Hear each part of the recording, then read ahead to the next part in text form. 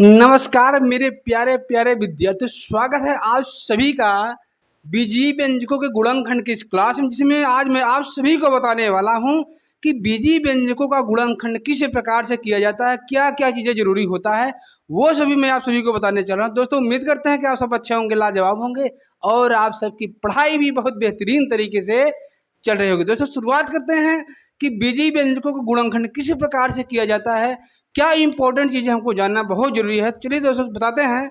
सबसे पहला चीज में ना आपको क्या आना चाहिए कि उभयनिष्ठ एक शब्द आता है कि उभयनिष्ठ क्या होता है।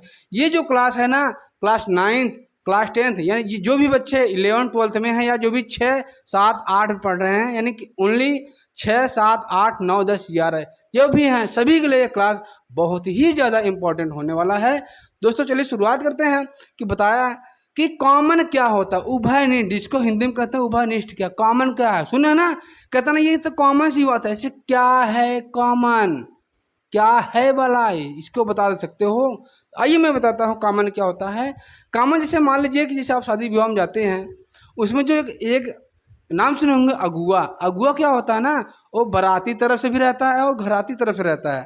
तो जो अगुआ होता है ना वो दोनों तरफ रहता है, इसीलिए अगुआ क्या कहलाएगा, कॉमन कहलाएगा। कॉमन मतलब होता है जो सभी में हो, जो सभी में हो। तो क्या है कि ऐसी संख्या या चर राशियां जो सभी में सभी जगह हो, जो सभी जगह हो, जो सभी जगह उपस्थित हो, उसी को हम कॉमन कहते हैं। जैसे मान लीजिए कि 3 तिजोरियां हैं, 3 तिजोरी है, कितने हैं, 3 तिजोरी है।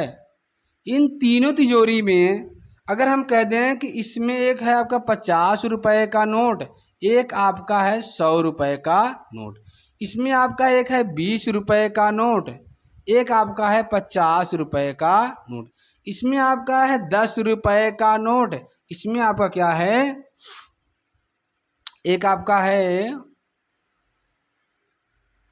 50 रुपए का नोट है।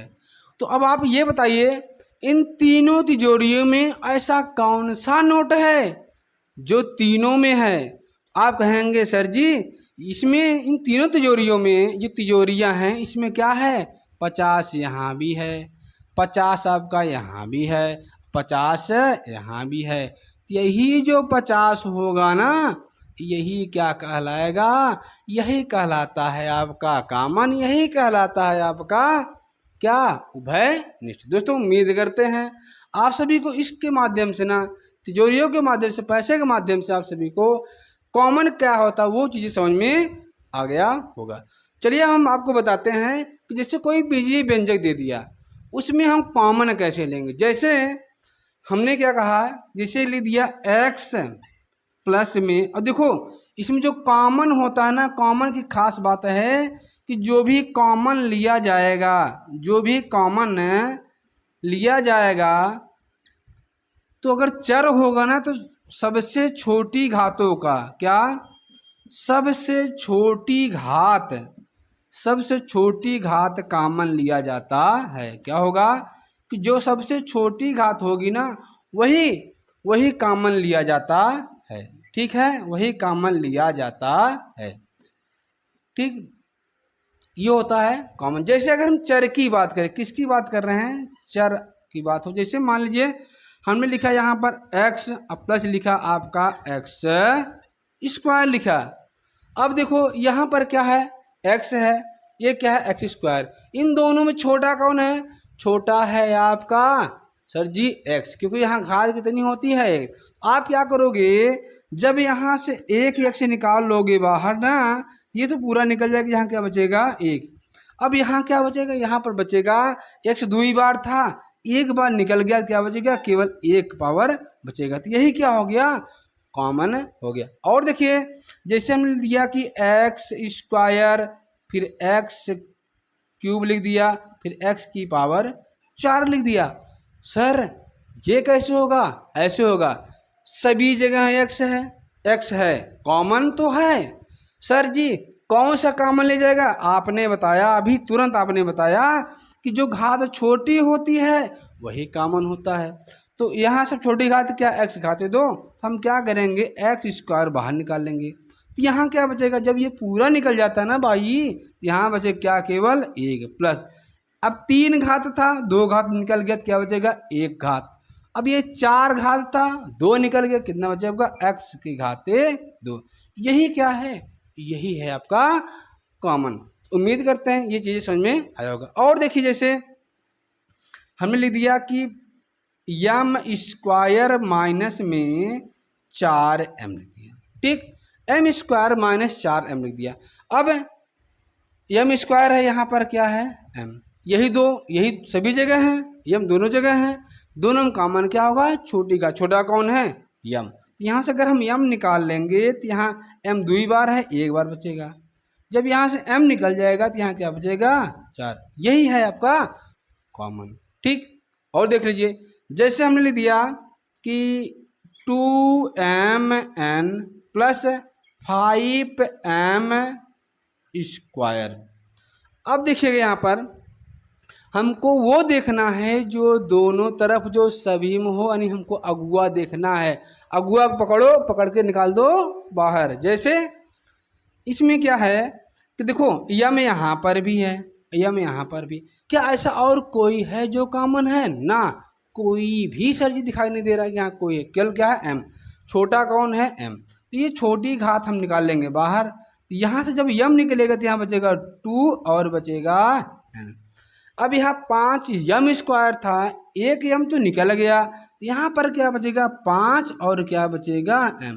ये है आपका कॉमन, ठीक है। देखिए और भी देख लीजिए, जैसे हमने लिखा, क्या लिख दिया, हमने लिखा 2xy प्लस लिख दिया 5xy स्क्वायर, ठीक, ये हमने लिख दिया। अब देखो xy तो दोनों जगह है, तो कॉमन तो xy होगा, लेकिन क्या, कौन सा कॉमन, छोटी या बड़ी, बोलिए कौन सा, छोटी घात कॉमन होगा।